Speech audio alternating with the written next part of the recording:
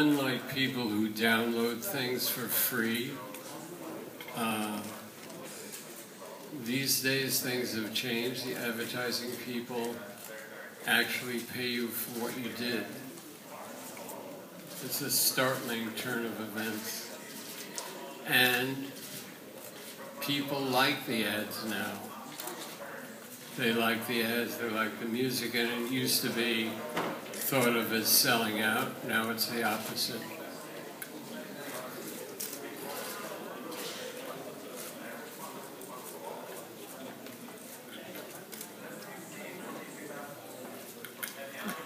Mr. Leeds, could you tell us a little about could you tell us a little about what kind of art? Talk into the mic. Okay, right here. Thank you. Could you tell us a little about what kind of art gives you inspiration nowadays? Everything. There's so many things in this world that's changing so quickly. Everything is an inspiration. You could just write about Syria. It's so many astonishing things going on right now. All these different countries, all the attitudes, the generational thing is complete. Now no one cares about privacy. It's fantastic. And it's kind of great. It'll be interesting to see if they get Snowden into Iceland. I mean, that's a young guy releasing some. How did he have access to it? Amazing. You could have an album about that. You know, missing snow.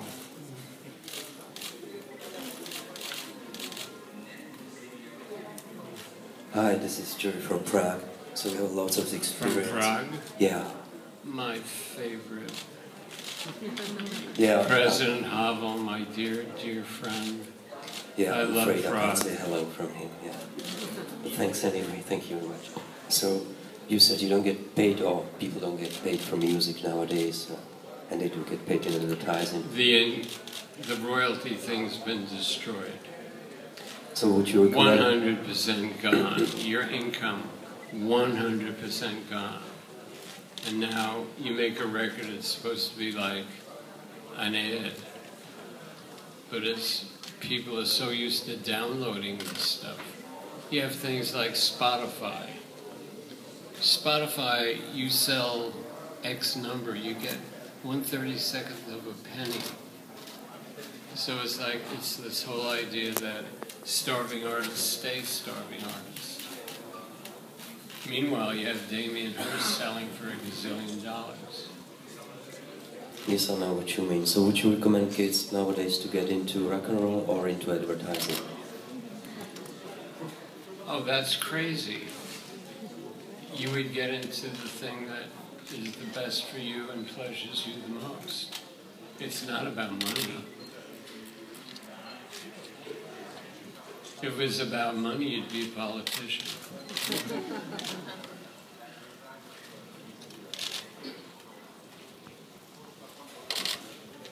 Hi Lou, it's Ria from the UK.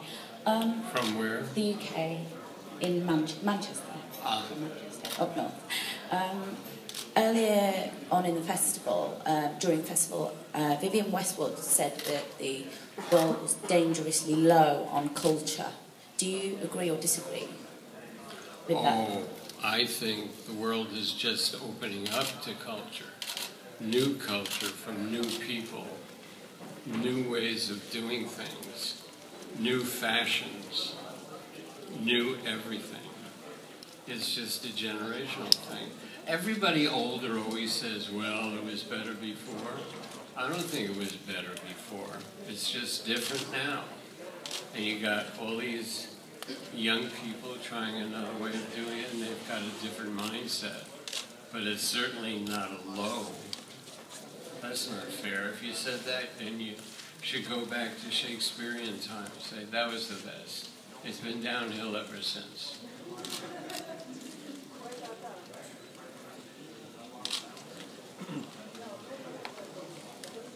Hi Lou, I'm John Plunkett from The Guardian. I just follow up, you mentioned Edward Snowden there. What did you make about the revelations of what the NSA was up to? Speechless. Absolutely speechless. Oh my God. One, how does someone that young have access to something that heavy, more or less be able to release it? But,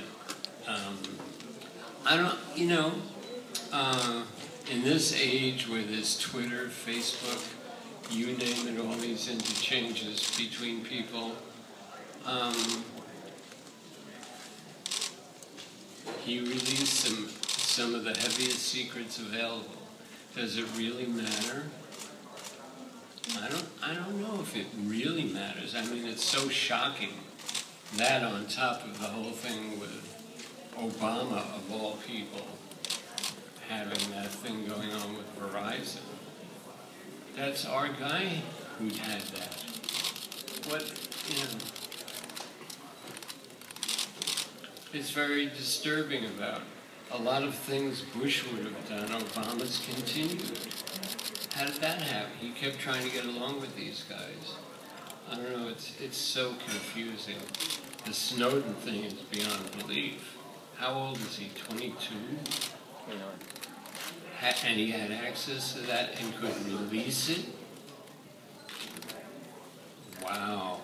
Does that speak well for our security or what? It's, you know, and like, what are they talking about? You know, the whole thing with the drones? Wow. My friend who invented the drone, the toy drone, and then he made a thing called Parrot Zik, which is a Bluetooth wireless version of the whole thing. But then they got in touch with him. How do you do that drone? He's an inventor. So now, you know, how do you define a drone? What makes a drone different than a fighter plane? Hello?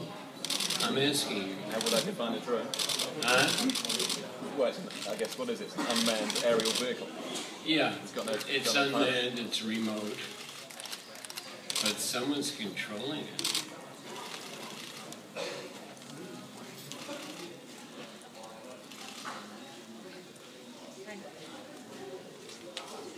Okay, I'd like to ask you about machine metal music.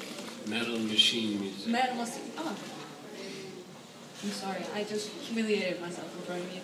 Anyway, legend has it that you started it somehow as a joke. Is it No, true? no. No. It was never. What's it was the real? never a joke.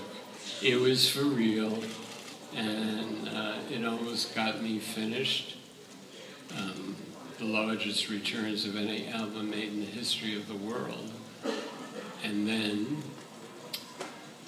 it went underground and stayed there for 20 years. Then all of a sudden, kids started listening to it and liking it, and then they came out with, lo and behold, the 25th anniversary of it, which was news to me. And now you have noise festivals. Where did the noise festival come from? Metal machine music. Where did punk rock come from? Lou Reed. So there's punk rock, noise, Lulu reworking a play. Who did that? Lou Reed did that. This is not being immodest, it's just fact. But now they have noise, we've actually gone on noise festival tours. They're very big, like Norway, Iceland, and they are so much fun. As long as your ears can survive it. That's why God invented earplugs. Is there no sense of humor? Jesus. Yeah. I just wanted to ask how you stay creative. How do I stay creative? Yeah, how do you keep I having masturbate every day.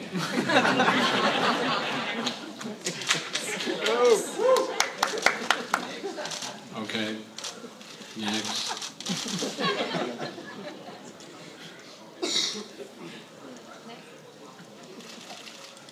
Anyone? Mr. Reed, Wim from Belgium, what kind of advertising do you count on your appreciation? Say that again? What kind of advertising, I don't mean exactly what's in a concrete piece of advertising, but what kind of advertising can attract your attention and gives you the reaction? I like that kind of stuff.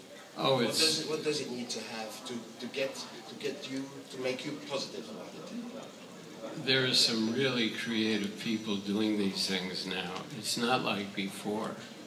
Some of them are really funny or very, very beautiful. Some of the car ads, the photography is monumentally gorgeous. I mean, these guys are serious. They're not just churning something out. Anytime it's creative like that, I'm drawn to it in any field.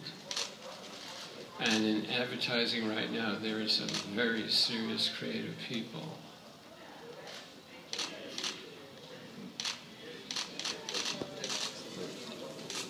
Nick from Moscow. How do you think, what's the true role of music in today's communications?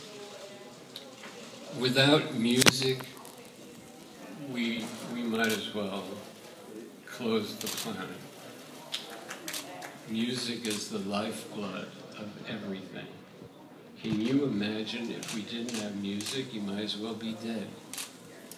It's unthinkable without music. Music is the heartbeat and the spirit, the blood of a people. One more question. I mean, think of it. Can you imagine? I can't imagine anything worse. It's unthinkable. No music. Oh my God. Hello. Hello. Here. I'm from Brazil. I would like to know what's the perfect day for you these days. Today.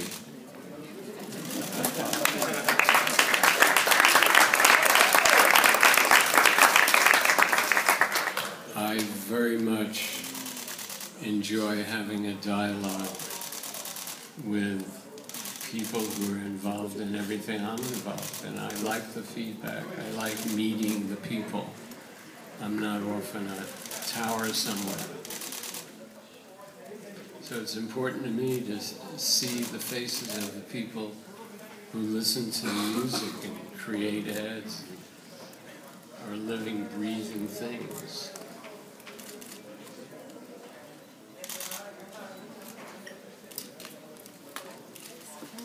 Thank you, everybody.